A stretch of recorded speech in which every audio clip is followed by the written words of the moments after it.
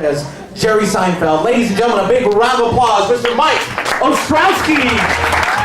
Thanks, Bill. Don't forget, sir. Thank you, sir.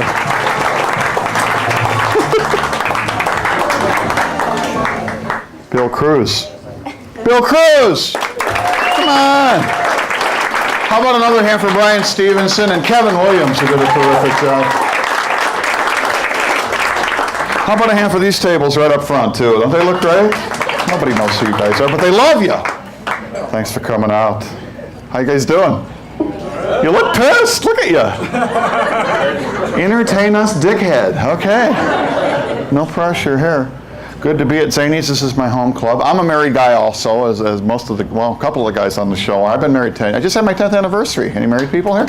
Don't applaud. It's nice that you feel my pain. 10 years. I'm a happily married guy. I have no complaint against marriage. My only gripe, if I have one, is it kind of made me gain weight. Any married guys in that boat? Anybody put weight on after marriage? No, I'm the only asshole here tonight. Thanks, fellas.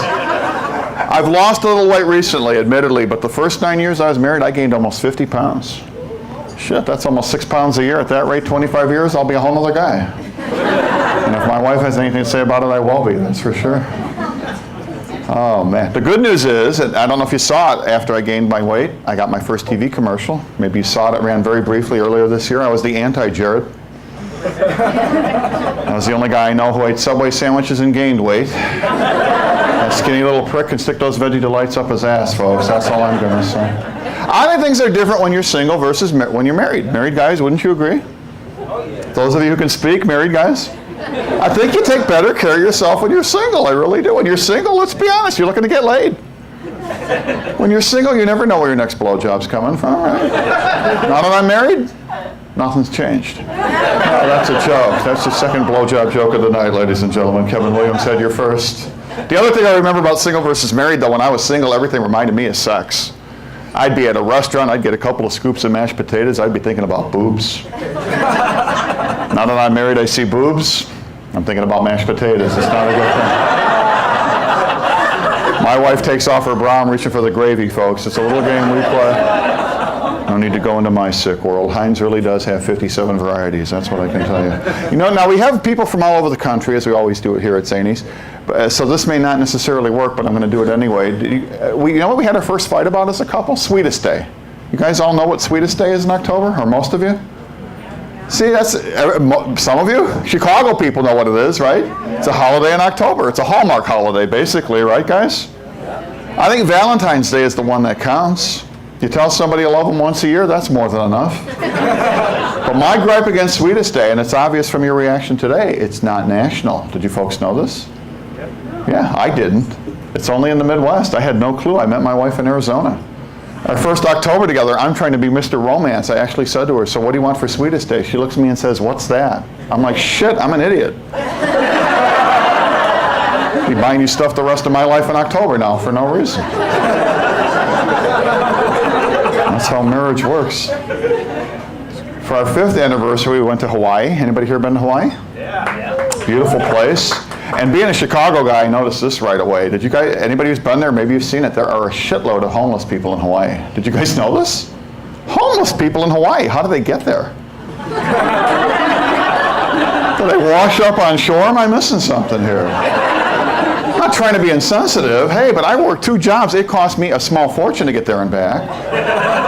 But there are homeless people on the beach in Waikiki. I'm not buying any more Streetwise. Screw that. These people are saving their money, apparently. You guys are a great group. It is good to be home. It's good to be back at Chicago. Zanies is one of my home clubs. It is my home club. Spend way too much time on the road. Anybody on the road a lot for their job? Do we have salespeople here? Crack dealers, possibly? You're on the road, are you? Yeah. What do you do? Can you tell us? Medical sales. Oh, cool. So you you cover both bases. You're a drug dealer and you're on the road. Medical sales. Good for you. We'll talk to you after the show. Gets old, doesn't it? A little bit, the driving? Yeah. Something I see all over the country. I'll bet at least one of you saw it on the way here tonight. One shoe in the middle of the road for no apparent reason. You see it on Wells almost every other night. One shoe in the middle of the street. How do you lose one shoe and not notice? This may be the wrong crowd to ask. As I look around the room, half of you are like, nothing wrong with that, funny boy.